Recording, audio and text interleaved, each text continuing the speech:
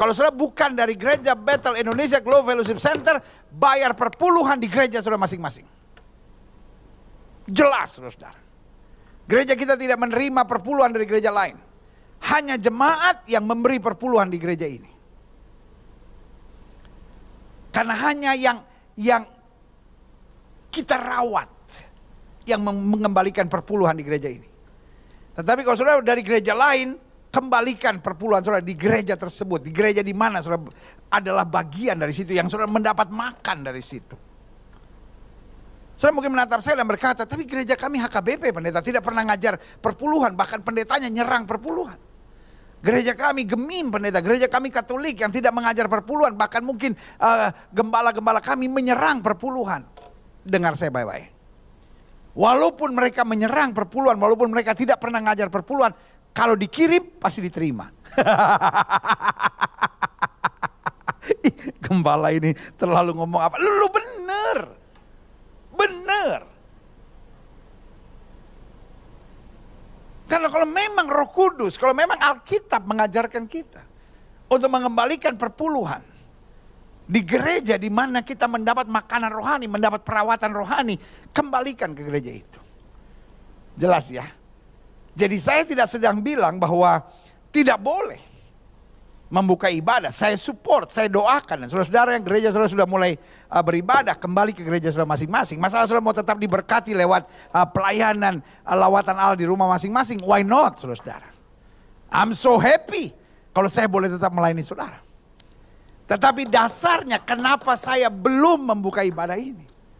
Yang pertama saya harus tanya Tuhan dulu. Apakah betul saya takut? Apakah karena saya paranoid? Atau karena ikut-ikutan? Kalau itu saya harus tolak dalam nama Yesus. Saya mulai cari apa yang Tuhan kehendaki. Lalu Tuhan mulai ingatkan saya pertama. Bahwa aku sedang mau mengulang sesuatu. Untuk persiapan seperti yang Alkitab bilang, apa yang pernah terjadi akan terjadi lagi. Bukankah gereja mula-mula? Gereja diawali kegerakan gereja dengan beribadah di rumah masing-masing. Karena Tuhan sedang mau fokus pada keluarga, menggenapi firman bahwa aku akan membuat hati bapak-bapak berbalik pada anak-anaknya, hati anak-anak berbalik pada orang tuanya. Artinya pemulihan keluarga terjadi. Karena di rumah Obed-Edom ada bait Allah.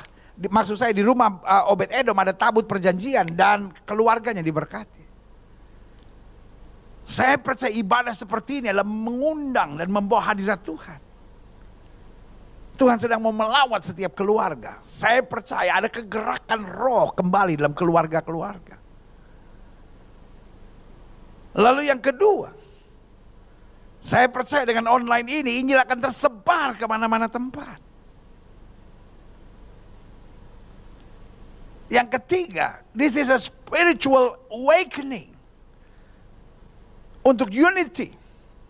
Roh kita dibangunkan untuk bersatu. Sehingga kita gak sibuk dengan dinding-dinding gereja kita. Kita cuma sibuk dengan firman yang memberkati kita dengan pujian penyembahan. Sehingga kita terus bertumbuh dalam terang Tuhan. Saya percaya ini kegerakan akhir zaman.